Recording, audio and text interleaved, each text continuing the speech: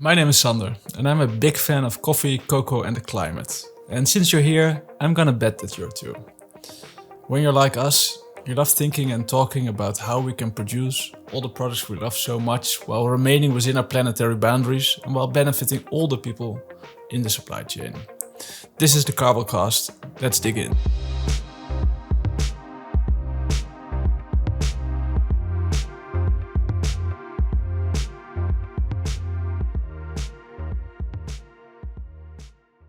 Here's something I'm still trying to wrap my head around. When we're talking about forests, we always talk about them as carbon sinks, reservoirs that continue to remove carbon from the atmosphere for an infinite amount of time.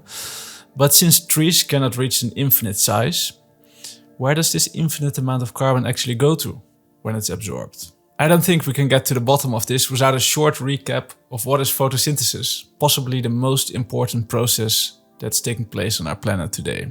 Our planet is 4.5 billion years old, and for most of its life, our planet was a very inhospitable place for human life. The early Earth atmosphere consisted mainly of carbon dioxide, methane, ammonia and water vapor. There was no oxygen for animals like us to breathe, any at all. Then, 1 billion years ago, carbon dioxide levels suddenly started dropping, and at the same time, oxygen levels increased. The cause? Early plant life was harnessing the power of the sun to split water and carbon dioxide molecules and recombine them into oxygen and organic material. This is what we call photosynthesis.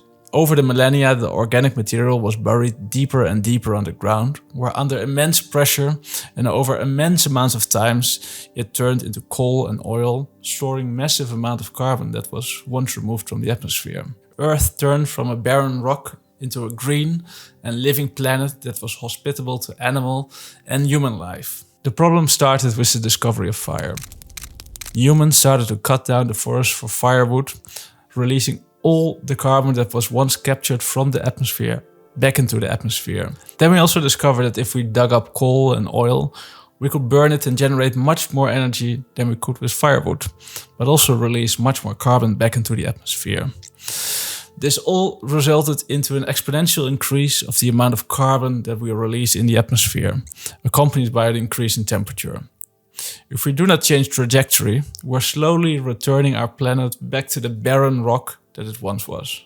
To prevent this doom scenario, we need to prevent new carbon from entering the atmosphere, while also removing carbon that's already there. In the tropical commodity space, this means we must prevent any deforestation from taking place, while also removing carbon by switching to regenerative farming practices. And no, regenerative farming will not continue to absorb carbon for an infinite amount of time, but it will lead to net positive commodities. And that's where we need to go as an industry. These are my thoughts, but I would love to hear yours. Feel free to comment, follow us on LinkedIn or find us at Carble.co.